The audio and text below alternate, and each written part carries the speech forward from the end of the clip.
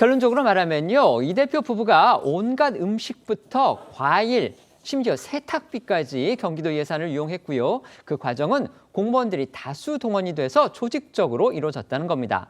또 일명 사모님 팀이라는 조직이 운영됐다, 이렇게 검찰은 밝혔습니다. 맞습니다. 검찰은 이 대표가 배 씨를 채용한 뒤에 경기도 공무원들로 구성된 일명 사모님 팀의 팀장 역할을 부여했다고 판단을 했습니다. 사모님 팀은 이 배 씨의 지휘 아래 경기도 예산으로 공무와 무관한 이 대표 부부 일상생활에 필요한 비용으로 사용을 하고 김혜경 씨를 사적으로 수행하는 등 이 사생활 관리를 전반적으로 전담했다고 봤습니다. 검찰은 이 같은 판단에도 김혜경 씨 1심 선고 판결문을 발췌해서 부연 설명을 했는데요. 이 당시 재판부는 판결문에 이 배 씨가 김혜경 씨를 위한 사적인 업무 수행을 했고 이 대표 부부의 자택에 본인이나 사모님 팀을 보내서 음식을 배달하고 김 씨의 병원 방문, 이 대표 아들의 병원 수속 업무도 도와줬고 이 김 씨가 참석하는 모임에 동행하거나 그 일정을 관리하는 등 김 씨를 사적으로 수행하는 업무를 했다고 명시했습니다. 일명 사모님 팀에 이번 이 법인카드 이용 의혹을 최초로 제보했던 공익제보자죠. 조명현 씨도 일하고 있었던 겁니다. 네, 이 조 씨는 의혹이 불거졌을 당시에 저희 TV조선과 인터뷰를 갖고 이 사모님 팀의 실체를 말하기도 했는데요. 직접 한번 들어보시겠습니다. 처음에 배 씨가 저에게 사모님을 모시는 일을 같이 하자고 제안을 해서 제가 들어갔고요. 정식 채용 절차를 밟지 않고 배모 씨한테 이력서만 보내고 나서 다른 뭐 면접 절차나 이런 거 전혀 없이 바로 채용돼서 일을 한 것만으로도 일반적인 사례는 아니라고 봅니다. 사모님 팀이라는 얘기 자체는 이재명을 수행했던 수행팀에서 저희를 그렇게 불렀었고요. 실제로 사모님 팀이 없었으면 공무원들이 일을 하면서 다른 팀원들이 어떤 일을 하는지에 대해서 확인하거나 아니면 보고를 받지 않는다는 것은 말이 되지 않는다고 생각합니다. 검찰은 보도자료를 통해서요, 이 대표 부부가 경기도 예산을 사적으로 유용한 사례들도 상당히 구체적으로 기술했습니다. 관용차를 사적으로 이용한 것부터 시작해서 각종 음식물 구입 비용, 세탁 비용까지 정말 다양했습니다. 네, 먼저 이 관용차의 경우에는요, 검찰은 이 대표가 도지사에 취임한 직후 경기도 예산을 들여서 6천여만 원에 달하는 차량을 구입한 후에 이 관용차로 사용하는 것처럼 가장을 했지만 실상은 임기 내내 이 자택 주차장에 세워두고 아파트 주차 스티커까지 부착을 하는 등 이 자가용처럼 사용을 했다라고 봤습니다. 원래 이 관용차는 사용 후에 청사로 되돌려 놔야 하는데 경기도에서 이 대표 자택 인근에 있는 행정복지센터를 차고지로 지정을 해줬기 때문에 경기도로 반납할 필요가 없도록 그렇게 이제 조치를 한 것이다라고 설명을 했습니다. 또한 주유비와 이 세차비 그리고 과태료 등도 경기도 예산으로 지출하게 한 것으로 파악이 됐고요. 사모님 팀에서는요, 김혜경 씨가 개인 모임이나 병원 출입 등 사적 업무를 볼 때마다 수시로 해당 차량을 사용하고도 마치 공적 용도로 운행되는 것처럼 이 허위 운행 일지도 작성을 해서 제출한 것으로 드러났습니다. 검찰은 이재명 대표가 이를 통해서 임차료와 세차비, 주유비 등 최소 6천만 원 이상의 이익을 취득했다, 이렇게 판단했습니다. 그러니까 관용차를 사적으로 썼다. 그렇다면 결국은 그 비용은 도 예산으로 갖다 쓴 거다. 그런데 그것도 모자라서 그 사용처를 합법적으로 만들기 위해서 가짜 서류까지 만들었다. 이게 지금 검찰이 보고 있는 혐의 내용입니다. 검찰이 밝힌 음식물 구입에 쓰인 예산 유용 더욱 구체적이고 또 적나라합니다. 예, 검찰은 사모님 팀이 이 대표 부부가 요구한 이 소고기와 초밥, 봉요리 등 이 총 75건, 약 889만 원 상당의 음식을 이 경기도 법인카드로 구입해서 배달했다, 이렇게 파악했고요. 여기에 김혜경 씨가 사적 모임을 수행하며 법인카드로 모임 참석자들의 식사 대금을 결제한 사례도 포함되어 있습니다. 이 검찰은 이 부분 역시 보도자료에서 김혜경 씨 1심 선고 판결문 중에 이 대표 부부 자택으로 배달한 음식은 경기도청에서 일괄해서 해당 판매점에 결제하는 방식으로 이뤄졌고, 이 포장 음식 역시 대부분 경기도 법인카드로 결제되었다는 대목을 발췌해서 부연 설명했습니다. 또 검찰은 이 대표가 사모님 팀이나 경기도 직원들을 통해서 이 사적으로 먹을 아침 식사로 특정 가게에서 판매하는 샌드위치를 무상으로 취득한 정황도 별도로 정리했습니다. 이들은 거의 매일 해당 샌드위치를 구입해서 이 대표 자택 자택이나 관사로 배달한 것으로 드러났습니다. 이 비용만 685만 원에 달하는데 샌드위치 가게 외상 대금은 이 법인카드로 결제한 후에 직원 초과 근무용 아니면 격려 및 간담회용 이 구매인 것처럼 허위 지출 결의를 통해서 경기도 예산을 지출했습니다. 이런 정황 이 조명현 씨 그리고 배 씨의 녹취에서도 포착이 됐는데요. 직접 들어보겠습니다. 분명히 얘기했잖아. 수트케이스랑 줄 때 샌드위치랑 사과랑 챙겨가. 그러면서 샌드위치 얘기까지 했잖아. 이거 못 들은 것 같습니다, 제가. 뭘 못 들어? 내가 그래도 참치 샌드위치까지 사갖고 네네. 야채 그까지 얘기했는데 뭘 못 들어? 이 의장팀한테 줄 때 가져가는 것도 샌드위치 몇 시에 가져가냐? 샌드위치 가져가냐? 내가 그 얘기까지 하면서 내가 얘기했잖아. 저기 사모님 진짜 양 많으신 것 같아요. 드시는 거 보면. 나는 개인적으로 기생충이 있다고 생각해. 뭐 초밥을 쌓아주진 않을 거 아니야. 그때 그 고깃집 안심용 하는 거 그거 일주일에 한 번씩 올렸었어. 잔치를 하시나? 친구들 부르시나? 안 부르시잖아요. 그 사람들한테 말 나갈까봐.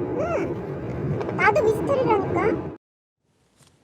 저희도 당시 전해드린 기억이 있는데요. 이 초밥이나 샌드위치 같은 음식 말고도요. 이재명 대표 부부가 사적으로 먹은 과일 구입도 경기도의 예산으로 이루어졌고요. 심지어 이 대표 집안에 제사에 쓰일 제수용 과일 이걸 사는데도 예산이 사용됐다. 이런 의혹도 제기가 됐습니다.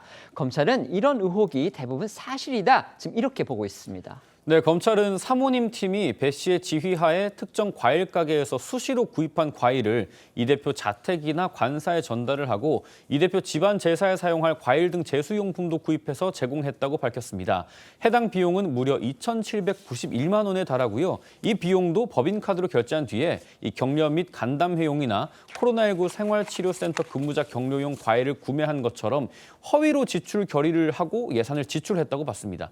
과일 구입 정황 역시 앞서 공개됐던 이 조명현 씨와 배 씨의 녹취록에 그대로 드러나 있는데요. 조 씨는 저희 TV조선과의 인터뷰에서도 이 관련 내용 폭로를 이어갔습니다. 한번 들어보시죠. 간단하게 지금 6통 만들어놨고요. 맨 마지막에 남았던 걸 맨 앞으로 빼놨습니다. 드시라고. 괜찮아? 곰팡이 안 폈어? 네, 안 폈습니다. 블루베리는 안 한 거지? 네, 블루베리는 안 드셨네요. 복숭아 하나 더 넣어줘. 복숭아 하나 더요? 알겠습니다. 그래서 갖고 와.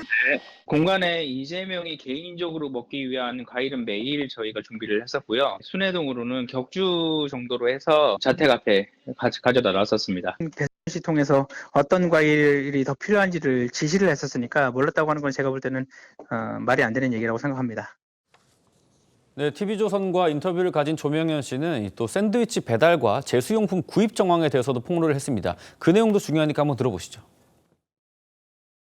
이재명 대표가 샌드위치 같은 경우도 365일 섭취를 했었고요. 내용물에 대해서도 직접 어필을 했었어요. 빵이 뭐 푸석푸석하다든가 아니면 눅눅해졌다. 야채가 더 있었으면 좋겠다. 빵이 조금 두면은 그 야채 물기 때문에 그게 그 빵 자체가 눅눅해져요. 네. 근데 그렇게 눅눅해지면 이재명 대표가 바로 피드백을 줘요. 굉장히 그날은 이제 흔히 말하는 난리가 나는 거죠. 전도 있었고 황태포, 그다음에 밤, 그다음에 곶감, 그다음에 과일, 그다음에 술도 있었죠. 저한테 얘기했을 때 뭐라고 했냐면 과일 가게에서 제수용품을 필요하다고 얘기를 하면 그걸 과일 가게 사장님이 알아서 해줄 거라고 저한테 얘기를 했었습니다. 과일 가게 사장님이 그걸 가지고 그 시장 돌아다니면서 그 품목을 사오고 비용만 과일로 처리했던 거죠. 조명현 씨는 이재명 대표 부부의 개인 의류 세탁 심부름까지 했었다. 이렇게 또 폭로도 했죠. 검찰은 여기에도 도 예산이 사용됐다고 판단했습니다. 네, 앞서서 조명현 씨는 이 대표가 벗어놓은 속옷과 양말 등을 세탁기에 돌리고 와이셔츠 등은 세탁소에 맡기는 그런 업무를 했었다라고 폭로한 바 있었는데요. 검찰은 이러한 세탁 비용도 법인카드 등을 이용해서 결제가 됐고 그 비용만 270만 원에 달한다고 파악했습니다. 앞서도 짚어드린 대로요. 이 법인카드를 사적으로 이용하기 위해서 간담회를 비롯해서 공적 목적으로 쓴 것처럼 거짓 서류를 작성해서 위장한 정황, 이것도 검찰은 파악했습니다. 앞서 공개됐던 배 씨와 또 조명현 씨의 녹취에는 이 부분에 대한 내용도 또 포함이 돼 있었습니다. 네, 녹취에는 배 씨가 이 조명현 씨에게 법인카드로 음식을 결제하는 방법 등을 설명을 하거나 그 과정에서 문제가 생기니까 호통을 치는 그런 내용도 포함되어 있습니다. 조 씨는 앞서 이 법인카드 결제가 어려운 경우에는 자신의 카드 등으로 결제를 하고 다시 이 법인카드로 결제하는 방식에 이른바 카드깡을 했다 이런 폭로도 했는데요. 이 해당 녹취 부분도 들어보시겠습니다. 회사가 카드 갖고 있어, 법카. 용약권. 그걸로 너 긁어서 금액만 나오게서 내가 갖고 있는 카드를 한 명만 할 거야. 사람일 거. 그러니까 나머지는 네가 정해. 왜 안 된다는 거야? 이러면 고기가 7시에 올지 8시에 올지 몰라. 그 전까지는 그냥 자기네들이 그냥 편법으로 해줬나 봐요. 그 무슨 소리야? 공장에서 돈을 계산 안 하고 음식점에서 계산을 했는데. 검찰이 이번 사건의 수사를 시작하게 된 건 역시 이 조명현 씨의 신고, 그게 발단이었죠. 예, 이 검찰은 보도자료에서 국민권익위원회 수사 의뢰를 단서로 이 대표에 대한 수사를 시작했다 이렇게 설명을 했고요. 이 야당 측에서 수백 곳을 압수수색했다 이렇게 지적한 부분 등에 대해서는 경찰이 압수수색 영장을 집행한 장소가 100여 곳이었고 대부분 이 법인카드가 사용된 식당 등이었다. 검찰은 경기도청 등 10곳 미만의 장소만 압수수색 영장을 집행했다. 이렇게 구체적으로 반박을 했습니다. 그러니까 검찰은 어디까지나 법원에서 영장을 내줬기 때문에 그걸 집행한 것이다. 이 부분도 얘기를 했습니다. 김혜경 씨의 개인 비서 역할을 했다고 법원이 판단을 했던 배모 씨 역시 공범으로 불구속 기소가 됐고요. 이재명 대표, 그러니까 경기도지사 시절의 당시 비서실장 정모 씨도 역시 공범으로 불구속 기소가 됐습니다. 하지만 이재명 대표 부부는요, 시종일관 이번 의혹에 대해서 도의적 책임은 인정한다면서도 이 법인카드를 사적으로 이용한 것에 대해서는 몰랐다. 배씨 선에서 이루어진 것이다. 이런 취지의 주장을 해오고 있습니다. 네, 맞습니다. 그럼 과연 이런 상황에서 이재명 대표 부부는 어떤 입장일 건지 궁금하실 텐데 목소리부터 한번 들어보시죠. 제 아내가 법인카드를 썼다는 것도 아니고 그 직원들이 법인카드 사용에 절차상 문제들이 있었다는 것인데 마치 제 아내가 법인카드를 쓴 것처럼 그렇게 하는 것은 좀 과하긴 하지만 저의 불찰이고 관리 부실이기 때문에 다시 한번 사과드립니다. 배모 사무관은 오랜 동안 인연을 맺어온 사람입니다. 오랜 인연이다 보니 때로는 여러 도움을 받았습니다. 공과 사의 구분을 분명히 해야 했는데 제가 많이 부족했습니다. 제가 져야 할 책임은 마땅히 지겠습니다.